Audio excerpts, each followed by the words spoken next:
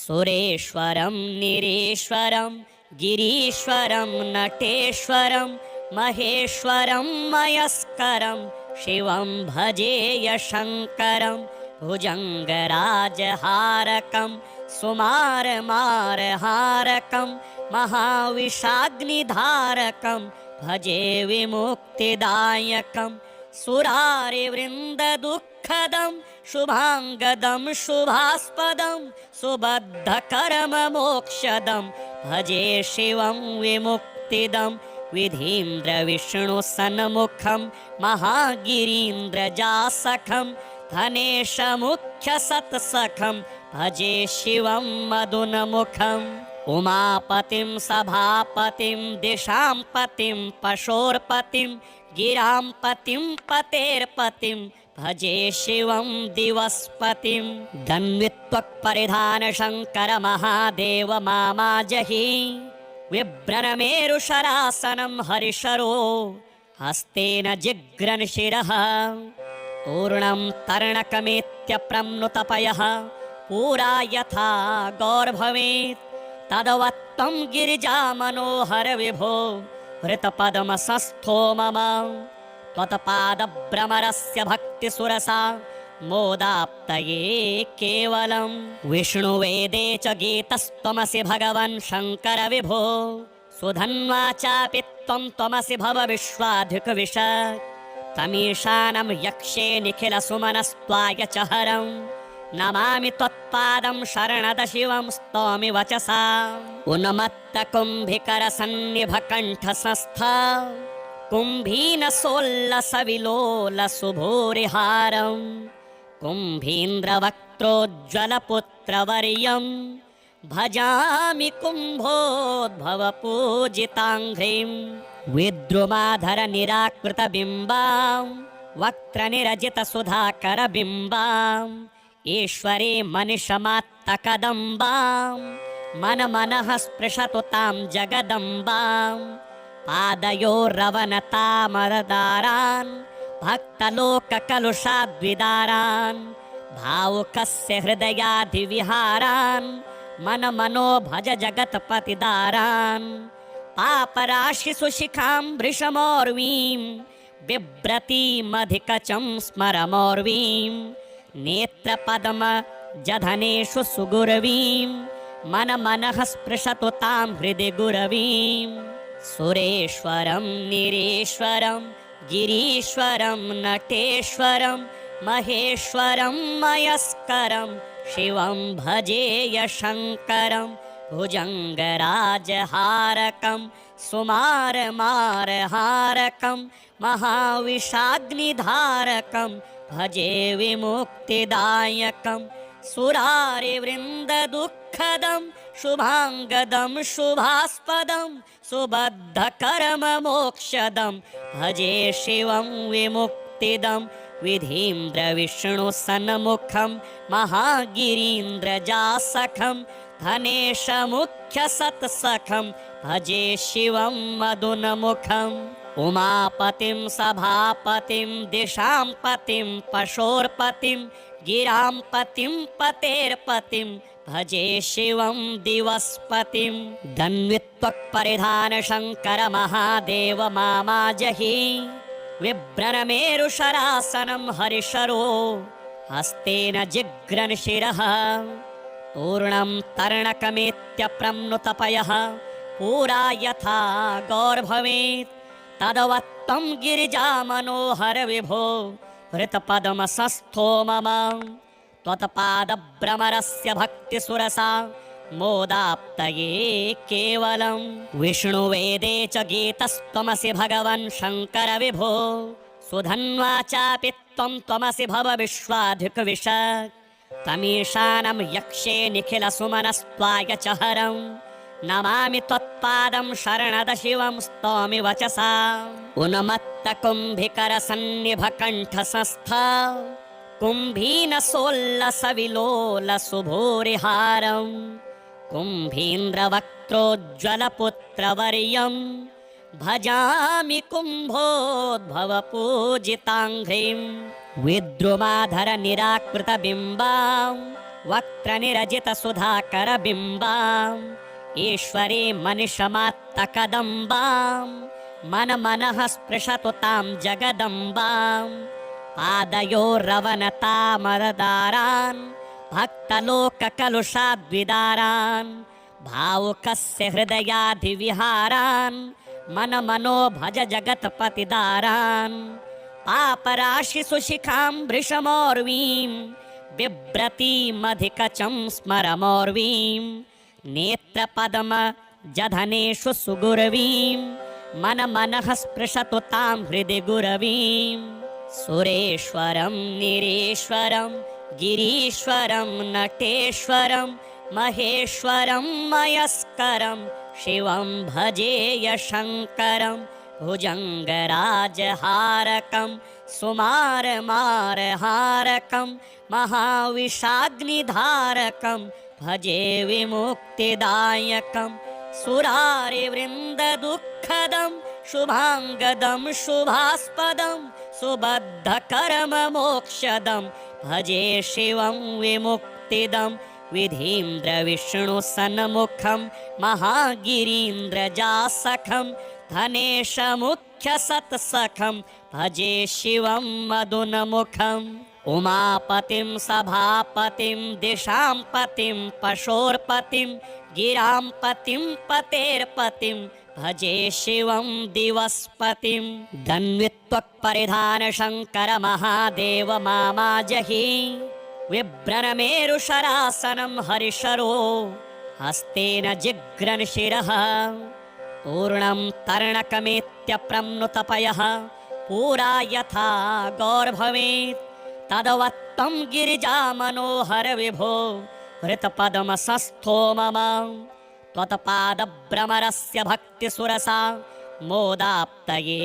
केवलं विष्णुवेदे च गीतस्त्वमसि भगवन् शङ्कर विभो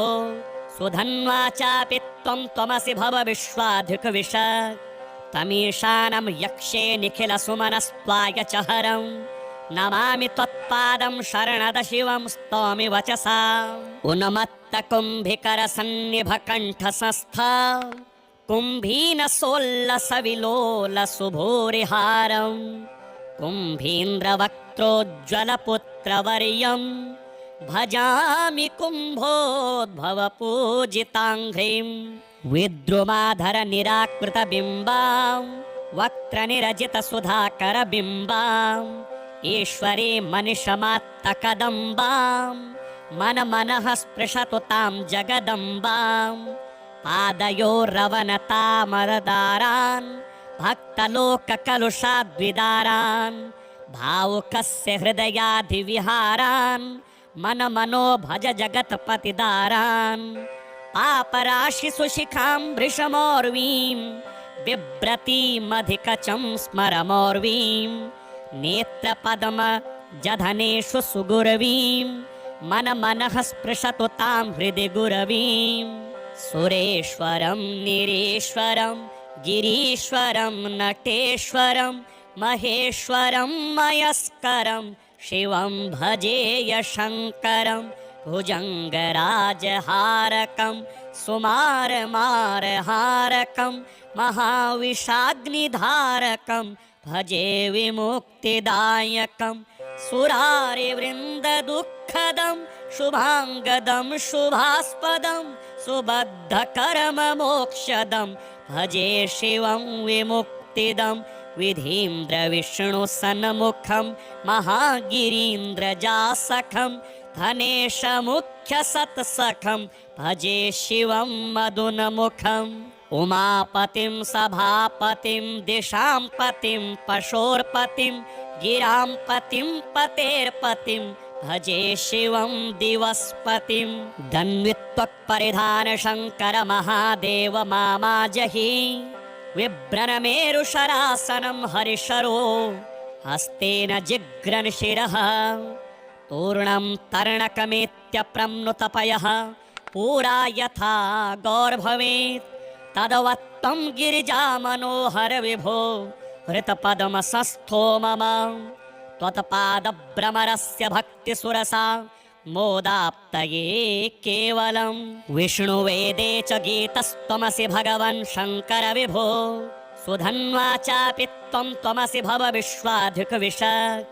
तमीशानं यक्षे निखिलसुमनस्त्वाय च हरं नमामि त्वत्पादं शरणद शिवं स्तौमि वचसा उन्मत्तकुम्भिकरसन्निभकण्ठसंस्था कुम्भीनसोल्लसविलोलसुभूरिहारं कुम्भीन्द्रवक्त्रोज्ज्वलपुत्रवर्यं भजामि कुम्भोद्भवपूजिताङ्घ्रिं विद्रुमाधरनिराकृतबिम्बां वक्त्रनिरजितसुधाकरबिम्बाम्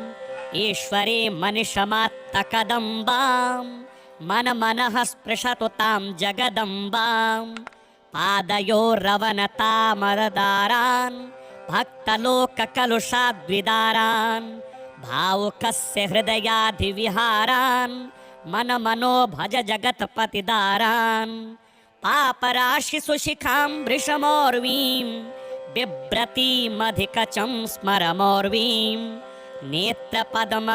जधनेषु सुगुरवीं मनमनः स्पृशतु तां हृदि गुरवीं सुरेश्वरं निरेश्वरं गिरीश्वरं नटेश्वरं महेश्वरं मयस्करं शिवं भजेय शङ्करं भुजङ्गराजहारकं सुमारमारहारकं महाविषाग्निधारकं भजे विमुक्तिदायकं सुरारिवृन्ददुःखदं शुभाङ्गदं शुभास्पदं सुबद्धकर्ममोक्षदं भजे शिवं विमुक्तिदं विधीन्द्रविष्णुसन्मुखं महागिरीन्द्रजासखं धनेशमुख्यसत्सखं भजे शिवं मदुनमुखम् उमापतिं सभापतिं दिशां पतिं पशोर्पतिं गिरां पतिं पतेर्पतिं भजे शिवं दिवस्पतिं दन्वित्वक्परिधानशङ्कर महादेव मामाजहि विभ्रनमेरुशरासनं हरिशरो हस्तेन जिघ्रन् शिरः तूर्णं तर्णकमेत्यप्रम्नुतपयः पुरा यथा गौर्भवेत् तदवत्तं गिरिजामनोहर विभो हृतपद्मसंस्थो मम त्वत्पादभ्रमरस्य भक्तिसुरसा मोदाप्तये केवलं विष्णुवेदे च गीतस्त्वमसि भगवन् शङ्कर विभो सुधन्वा चापि त्वं त्वमसि भव विश्वाधिकविश तमीशानं यक्षे निखिलसुमनस्त्वाय च हरं नमामि त्वत्पादं शरणद शिवं स्तौमि वचसा उन्मत्तकुम्भिकरसन्निभकण्ठसंस्था कुम्भीनसोल्लसविलोलसुभूरिहारं कुम्भीन्द्रवक्त्रोज्ज्वलपुत्रवर्यं भजामि कुम्भोद्भवपूजिताङ्घ्रिं विद्रुमाधरनिराकृतबिम्बां वक्त्रनिरजितसुधाकरबिम्बाम् ईश्वरी मनिषमात्तकदम्बां मनमनः स्पृशतु तां जगदम्बां पादयोरवनतामरदारान् भक्तलोककलुषाद्विदारान् भावुकस्य हृदयाधिविहारान् मनमनो भज जगत्पतिदारान् पापराशिसुशिखां वृषमोर्वीं बिभ्रतीमधिकचं स्मरमोर्वीं नेत्रपद्म जधनेषु सुगुरवीं मनमनः स्पृशतु तां हृदि गुरवीं सुरेश्वरं निरेश्वरं गिरीश्वरं नटेश्वरं महेश्वरं मयस्करं शिवं भजेय शङ्करं भुजङ्गराजहारकं सुमारमारहारकं महाविषाग्निधारकं भजे विमुक्तिदायकं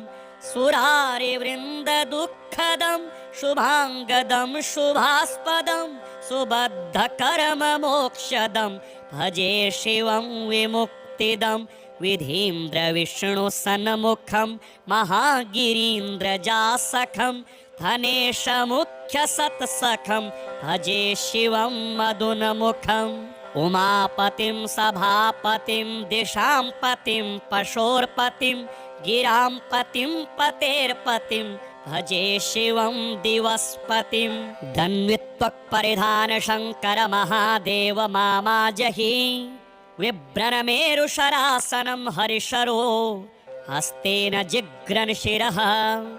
पूर्णं तर्णकमेत्यप्रम्नुतपयः पुरा यथा गौर्भवेत् तदवत्तं गिरिजामनोहर विभो हृतपद्मसंस्थो मम। त्वत्पादभ्रमरस्य भक्तिसुरसा मोदाप्तये केवलं। विष्णुवेदे च गीतस्त्वमसि भगवन् शङ्कर विभो सुधन्वा चापि त्वं त्वमसि भव विश्वाधिकविश। तमीशानं यक्षे निखिलसुमनस्त्वाय च हरं नमामि त्वत्पादं शरणद शिवं स्तौमि वचसा। उन्मत्तकुम्भिकरसन्निभकण्ठसंस्था कुम्भीनसोल्लसविलोलसुभूरिहारं कुम्भीन्द्रवक्त्रोज्ज्वलपुत्रवर्यं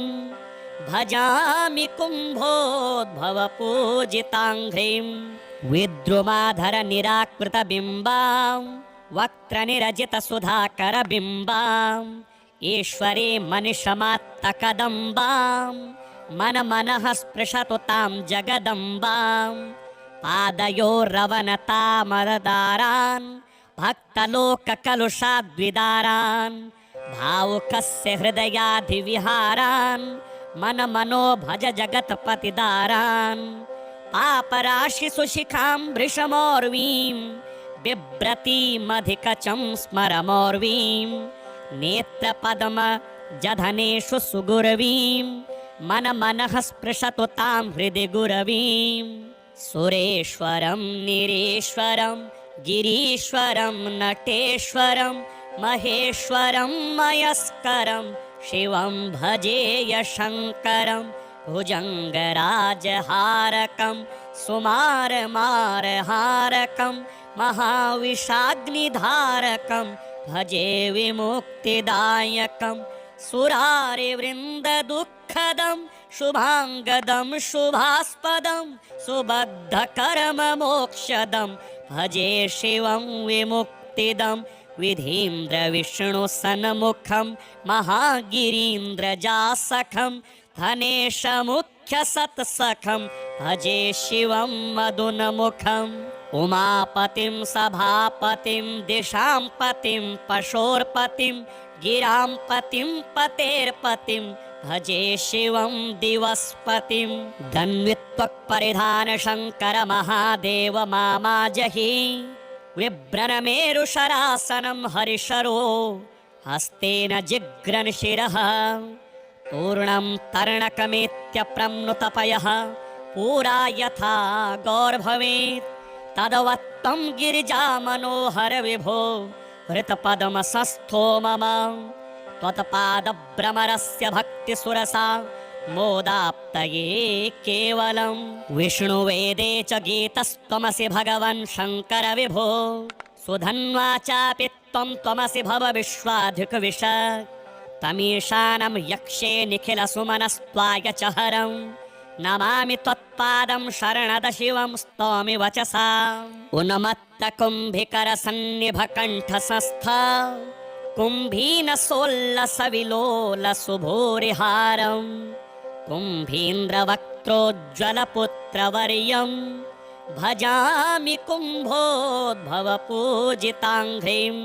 विद्रुमाधरनिराकृतबिम्बां वक्त्रनिरजितसुधाकरबिम्बां ईश्वरी मनिषमात्तकदम्बां मनमनः स्पृशतु तां जगदम्बां। पादयोरवनतामरदारान् भक्तलोककलुषाद्विदारान् भावुकस्य हृदयाधिविहारान् मनमनो भज जगत्पतिदारान्। पापराशिसुशिखां वृषमोर्वीं बिभ्रतीमधिकचं स्मरमोर्वीं नेत्रपद्म जधनेषु सुगुरवीं मनमनः स्पृशतु तां हृदि गुरवीं। सुरेश्वरं निरेश्वरं गिरीश्वरं नटेश्वरं महेश्वरं मयस्करं शिवं भजेय शङ्करं भुजङ्गराजहारकं सुमारमारहारकं महाविषाग्निधारकं भजे विमुक्तिदायकं सुरारिवृन्ददुःखदं शुभाङ्गदं शुभास्पदं सुबद्धकर्ममोक्षदं भजे शिवं विमुक्तिदं विधीन्द्रविष्णुसन्मुखं महागिरीन्द्रजासखं धनेशमुख्यसत्सखं भजे शिवं मदुन्मुखम् उमापतिं सभापतिं दिशां पतिं पशोर्पतिं गिरां पतिं पतेर्पतिं भजे शिवं दिवस्पतिं धन्वित्वक्परिधानशङ्कर महादेव मामाजहि विभ्रनमेरुशरासनं हरिशरो हस्तेन जिघ्रन् शिरः तूर्णं तर्णकमेत्यप्रम्नुतपयः पुरा यथा गौर्भवेत् तदवत्तं गिरिजामनोहर विभो हृतपद्मसंस्थो मम त्वत्पादभ्रमरस्य भक्तिसुरसा मोदाप्तये केवलं विष्णुवेदे च गीतस्त्वमसि भगवन् शङ्कर विभो सुधन्वा चापि त्वं त्वमसि भव विश्वाधिकविश तमीशानं यक्षे निखिलसुमनस्त्वाय च हरं नमामि त्वत्पादं शरणद शिवं स्तौमि वचसा उन्मत्तकुम्भिकरसन्निभकण्ठसंस्था कुम्भीनसोल्लसविलोलसुभूरिहारं कुम्भीन्द्रवक्त्रोज्ज्वलपुत्रवर्यं भजामि कुम्भोद्भवपूजिताङ्घ्रिं विद्रुमाधरनिराकृतबिम्बां वक्त्रनिरजितसुधाकरबिम्बाम् ईश्वरी मनिषमात्तकदम्बां मनमनः स्पृशतु तां जगदम्बां पादयोरवनतामरदारान् भक्तलोककलुषाद्विदारान् भावुकस्य हृदयाधिविहारान् मनमनो भज जगत्पतिदारान् पापराशिषु शिखां वृषमोर्वीं बिभ्रतीमधिकचं स्मरमोर्वीं नेत्रपद्म जधनेषु सुगुरवीं मनमनः स्पृशतु तां हृदि गुरवीं सुरेश्वरं निरेश्वरं गिरीश्वरं नटेश्वरं महेश्वरं मयस्करं शिवं भजेय शङ्करं भुजङ्गराजहारकं सुमारमारहारकं महाविषाग्निधारकं भजे विमुक्तिदायकं सुरारिवृन्ददुःखदं शुभाङ्गदं शुभास्पदं सुबद्धकर्ममोक्षदं भजे शिवं विमुक्तिदं विधीन्द्रविष्णुसन्मुखं महागिरीन्द्रजासखं धनेशमुख्यसत्सखं भजे शिवं मदुन्मुखम् उमापतिं सभापतिं दिशां पतिं पशोर्पतिं गिरां पतिं पतेर्पतिं भजे शिवं दिवस्पतिं धन्वित्वक्परिधानशङ्कर महादेव मामाजहि विभ्रनमेरुशरासनं हरिशरो हस्तेन जिघ्रन् शिरः तूर्णं तर्णकमेत्यप्रम्नुतपयः पुरा यथा गौर्भवेत् तदवत्तं गिरिजामनोहर विभो हृतपद्मसंस्थो मम त्वत्पादभ्रमरस्य भक्तिसुरसा मोदाप्तये केवलं विष्णुवेदे च गीतस्त्वमसि भगवन् शङ्कर विभो सुधन्वा चापि त्वं त्वमसि भव विश्वाधिकविश तमीशानं यक्षे निखिलसुमनस्त्वाय च हरं नमामि त्वत्पादं शरणद शिवं स्तौमि वचसा उन्मत्तकुम्भिकरसन्निभकण्ठसंस्था कुम्भीनसोल्लसविलोलसुभूरिहारं कुम्भीन्द्रवक्त्रोज्ज्वलपुत्रवर्यं भजामि कुम्भोद्भवपूजिताङ्घ्रिं विद्रुमाधरनिराकृतबिम्बां वक्त्रनिरजितसुधाकरबिम्बाम् ईश्वरी मनिषमात्तकदम्बां मन मनः स्पृशतु तां जगदम्बां पादयोरवनतामरदारान् भक्तलोककलुषाद्विदारान् भावुकस्य हृदयाधिविहारान् मन मनो भज जगत्पतिदारान् पापराशिसुशिखां वृषमोर्वीं बिभ्रतीमधिकचं स्मरमोर्वीं नेत्रपद्म जधनेषु सुगुरवीं मन मनः स्पृशतु तां हृदि गुरवीं सुरेश्वरं निरीश्वरं गिरीश्वरं नटेश्वरं महेश्वरं मयस्करं शिवं भजेय शङ्करं भुजङ्गराजहारकं सुमारमारहारकं महाविषाग्निधारकं भजे विमुक्तिदायकं सुरारिवृन्ददुःखदं शुभाङ्गदं शुभास्पदं सुबद्धकर्ममोक्षदं भजे शिवं विमुक्तिदं विधीन्द्रविष्णुसन्मुखं महागिरीन्द्रजासखं धनेशमुख्यसत्सखं भजे शिवं मदुनमुखम् उमापतिं सभापतिं दिशां पतिं पशोर्पतिं गिरां पतिं पतेर्पतिं भजे शिवं दिवस्पतिं धन्वित्वक्परिधान शङ्कर महादेव मामाजहि विभ्रनमेरुशरासनं हरिशरो हस्तेन जिघ्रन् शिरः पूर्णं तर्णकमेत्यप्रम्नुतपयः पूरा यथा गौर्भवेत् तदवत्तं गिरिजामनोहर विभो हृतपद्मसंस्थो मम त्वत्पादभ्रमरस्य भक्तिसुरसा मोदाप्तये केवलं विष्णुवेदे च गीतस्त्वमसि भगवन् शङ्कर विभो सुधन्वा चापि त्वं त्वमसि भव विश्वाधिकविश तमीशानं यक्षे निखिलसुमनस्त्वाय च हरं नमामि त्वत्पादं शरणद शिवं स्तौमि वचसा उन्मत्तकुम्भिकरसन्निभकण्ठसंस्था